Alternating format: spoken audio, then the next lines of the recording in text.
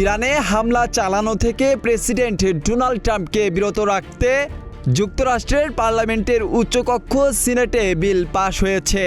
এ সংক্রান্ত প্রস্তাবে বলা হয়েছে, ট্রাম্প যেন ইরানের বিরুদ্ধে সামরিক অভিযান বন্ধ করেন অথবা পরবর্তী সময়ে কোনো পদক্ষেপ নেওয়ার আগে কংগ্রেসের অনুমতি নেন।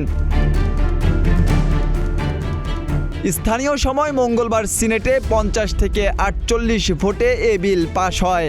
এর আগে চলতি মাসের শুরুর দিকে বিলটি পার্লামেন্টের নিম্নকক্ষ প্রতিনিধি পরিষদে 215 থেকে 208 ভোটে পাশ হয়েছিল।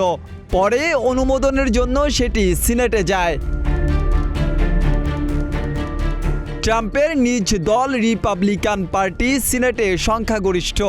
তবে 4 জন রিপাবলিকান সিনেটের ডেমোক্র্যাটদের সঙ্গে মিলে বিলের পক্ষে ভোট দিয়েছেন।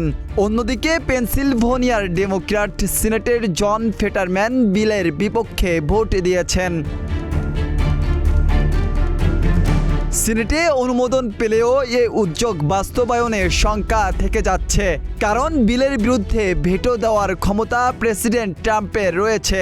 যদি এমনটি হয়, সেটা বাতিল করার জন্য পার্লামেন্টের উভয় কক্ষে 2/3 সদস্যের সমর্থন দরকার হবে। তখন বিলটির পক্ষে উদ্যোক্তারা এ সমর্থন আদায় করতে পারলে তা রাজনৈতিক টালমাটাল পরিস্থিতি সৃষ্টির আশঙ্কা থাকবে।